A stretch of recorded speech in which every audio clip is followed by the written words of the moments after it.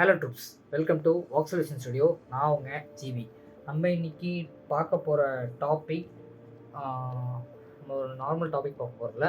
நம்ம இந்த டாப்பிக்கில் ஒரு மிஸ்டீரியஸ் லேப்டாப் ஒன்று எடுத்து வந்திருக்கோம். அது என்ன ப்ரோ மிஸ்டீரியஸ் லேப்டாப் அப்படிலாம் சொல்கிறீங்கன்னு கேட்டிங்கன்னா, நீங்கள் இது வரைக்கும் ஒரு ஒர்க்கிங் லேப்டாப், ஒரு கேமிங் லேப்டாப், ஏன் ஒரு காஸ்ட்லி மேக்கு எக்ஸெட்ரா எக்ஸெட்ரா அந்த மாதிரி நிறையா நீங்கள் பார்த்துக்கலாம். பட் நம்ம இன்னைக்கு பார்க்க போகிற லேப்டாப் ஒரு ஸ்போர்ட்ஸ் கார் லேப்டாப். என்ன இது?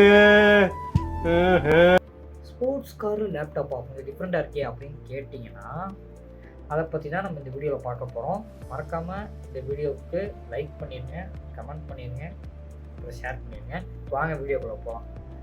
என்ன ப்ரோ, இதை வந்து நாங்கள் வித்தியாசமாக பார்க்குறோம். ஏன்னா இது வந்து ஒரு ஸ்போர்ட்ஸ் கார் லேப்டாப்னு சொல்கிறீங்க. ஸ்போர்ட்ஸ் காரில் கம்பெனிலேருந்து இது வரைக்கும் இந்த மாதிரி லேப்டாப்லாம் விட்டதே இல்லைன்னு கேட்டிங்கன்னா, ஸ்போர்ட்ஸ் கார்லேருந்து வரல, ஆனால் அந்த பேரில் வந்திருக்கு. Asus Lamborghini VX6.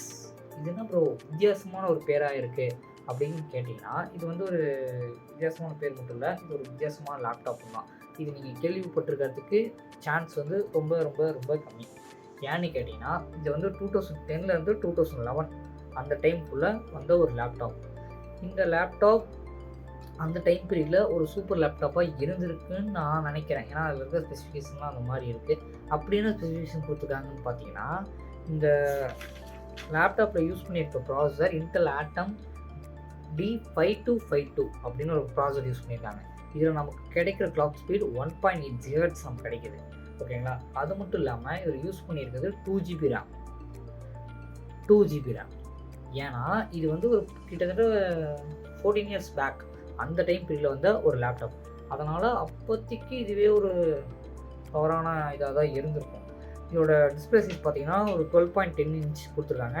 இதில் நமக்கு ஹையர் ரெசல்யூஷன் எவ்வளோ இருக்குன்னு பார்த்தீங்கன்னா 1366x768 பிக்சல்ஸ் நமக்கு இதில் கிடைக்கும். ஓகேங்களா? இதில் வந்து அது இல்லாமல் ஒரு 250 GB ஸ்டோரேஜும் கொடுத்துருக்காங்க. இதில் பேட்டரி கெப்பாசிட்டி அப்படின்னு பார்த்தீங்கன்னா 56 watts லித்தியம் அயன் பேட்டரியோட கொடுத்துருக்காங்க. 5200 mAh கிடைக்குது இதில். ஓகேங்களா? இது அவ்வளோ இதாக இருந்தாலும் இது வந்து விண்டோஸ் 7 32-bit OS. ஓகேங்களா? இது வந்து ரொம்ப பழைய OS மாதிரி தெரியும். ஏன்னா இந்த லேப்டாப் வந்து பழசு. அது அப்போ அந்த டைம் பீரியட் பார்த்தீங்கன்னா விண்டோஸ் வந்து புதுசு.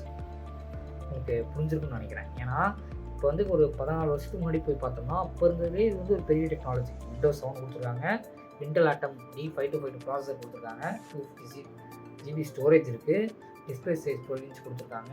அது மட்டும் இல்லாமல் இது ஒரு ஆசஸ் கம்பெனி லேப்டாப். அந்த ஆசஸ் வந்து இப்போ எந்த அளவுக்கு டெவலப் ஆகிருக்காங்கன்னு நமக்கு தெரியும். பட் அந்த டைம் பீரியட்லேயே அவங்க அந்தளவுக்கு ஒரு மாதிரி யோசித்து இதை பண்ணியிருக்காங்க. இதோட வெயிட்னு பார்த்தீங்கன்னா ஒரு 1.5 kg. தட் மீன்ஸ் ஒரு 1.5 கிலோ.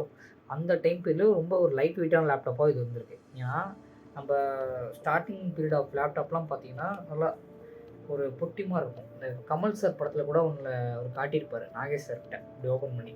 அது பார்த்தீங்கன்னா இந்த சைஸில் இருக்கும். இப்போ இங்கே தெரியும் நினைக்கிறேன், இந்த சைஸில் இருக்கும்.